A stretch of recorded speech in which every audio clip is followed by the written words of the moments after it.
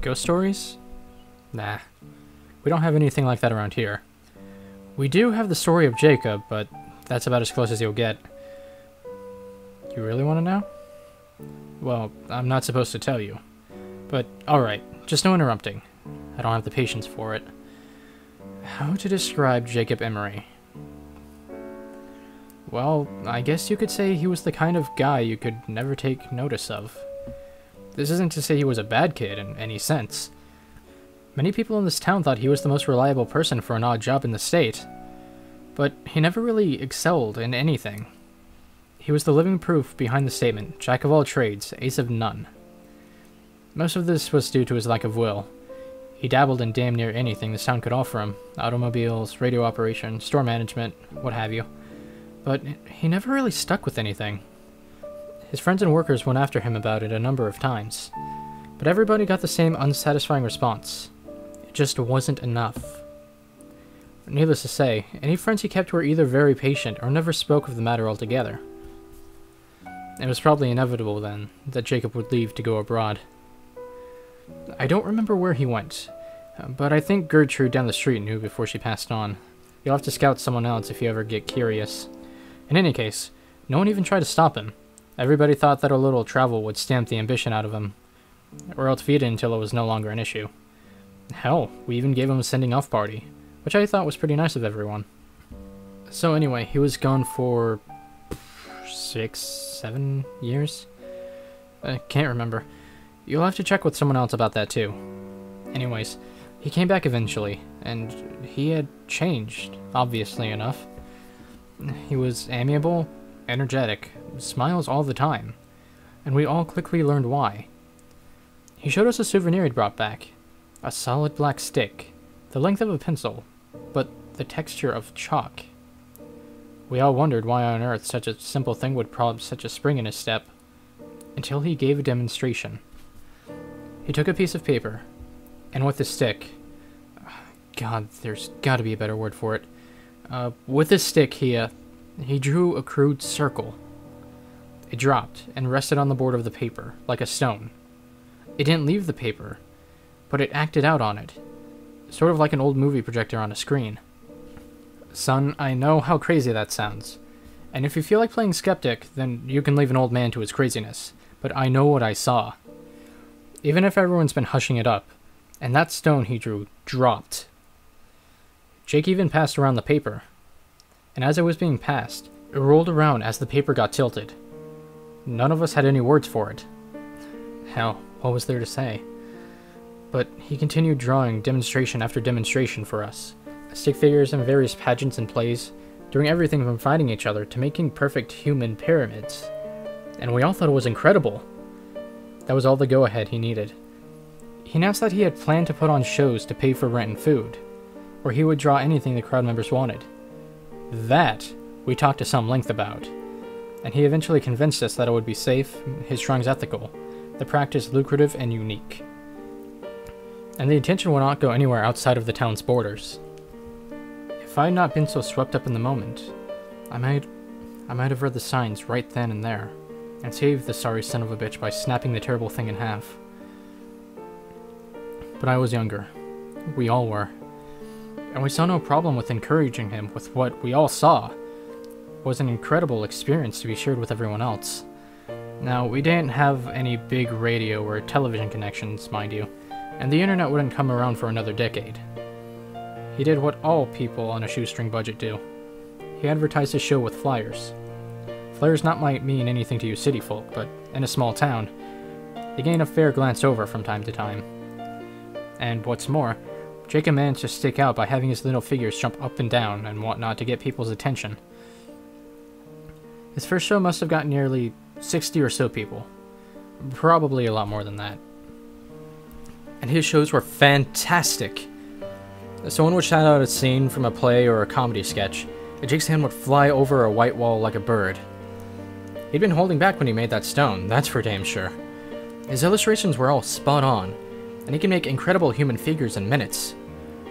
Come to think of it, I don't remember any of his scenes lasting more than 10 minutes to make. They were all really well done scenes, too. Not only could you see a knight charge a castle, Jake would draw the castle's interior as well, like a wedding cake split down the middle. So you could see the knight scale the walls, fight his way through the levels to the dungeon, fight back out with the princess, and make a leaping jump off the castle's parapets on his getaway horse, all in complete silence. Not realistic, no, but that was part of the appeal. None of us went there expecting something real.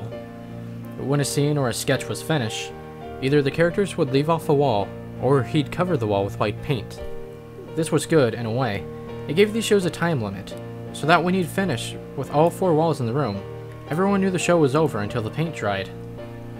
Jake, meanwhile, was changing in a bad way. I had mentioned that upon his return he'd been extremely energetic. Well, that energy, that vitality or fervor or whatever you want to call it, it never left him. Not for an instant. Far from it, it seemed to grow in him, and he enjoyed it all too much. His eyes grew wider, and he slept gradually less over time. His statements and opinions more radical and frenzied, and though he'd never been a pushover, he started to make people nervous in his company. A month or 2 passed, and Jake's audience grew like a wildfire. Nearly everyone in town paid to see Jake's art in action, and he had to rent out larger and larger places for them to sit. He now didn't stop after one scene was done. He moved directly onto the next, put on the next blank space on the wall, sometimes to the intriguing effect of causing scenes to mingle, which the crowd loved. The subject matter got more wild and immoral. The monsters got more bizarre and creative. The fighters using more impossible weaponry, all for the sake of the crowd's interests. Jake got steadily more indulgent, which we figured was from the money, and he became a drinker and a womanizer. But neither of which got rid of that vitality, by the way. Some of these women claimed they'd woke up in the middle of the night to see him scribbling with that stick on a drawing pad, a gigantic grin on his face. And while most of them said that they'd assumed he was drawing them in the nude, there's rumors that 1 or 2 of them got glances at that notepad. Those anonymous few said that those drawings absolutely weren't nude pictures. But neither of them, whoever they are, will say what he was drawing. Don't bother to look for the notepads or flyers, though. They're all gone now. I'm getting off track.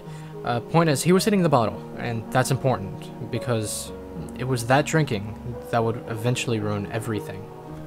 On the night of one of his performances, as he walked in front of his cheering crowd, it was immediately apparent to everybody that he was completely drunk. I was in the front row, and I could smell the bourbon on him from 10 feet away. The show started. He went through a bunch of sketches and scenarios the crowd recommended. When at the end, someone asked him that he draw himself. Everyone cheered the idea. I guess they'd been wondering what his creations thought of him. And he eventually obliged. No sooner had Jake finished connecting the final 2 lines on his coat, than every single character, across the vast, expansive wall, all stopped and looked directly at that illustration. Lovers stopped kissing, clowns stopped laughing, robots stopped fighting pirates. Everything stopped and looked at the Jacob illustration. The crowd died almost instantly. I remember Jake's face at the moment, pale, white, full of terrible comprehension at his mistake, and looking desperately for the cans of white paint he'd forgotten to put out before the show. Everyone else? They were looking at the fake Jacob. That Jacob reached into his jacket pocket and pulled out a black stick of his own, and as we all watched, drew a door.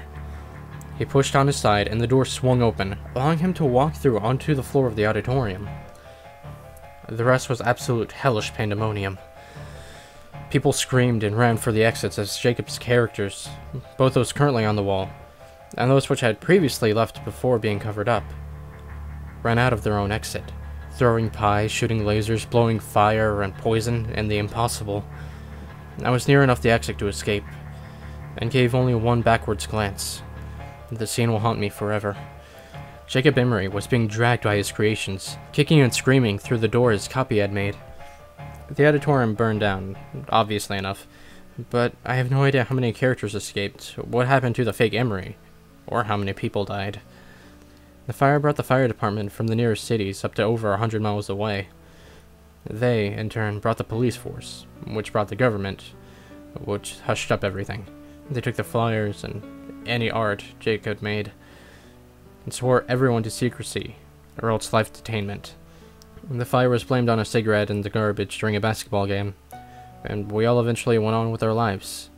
Jacob was made to have never existed. In retrospect, I realize everything. Jacob hadn't been creating illustrations.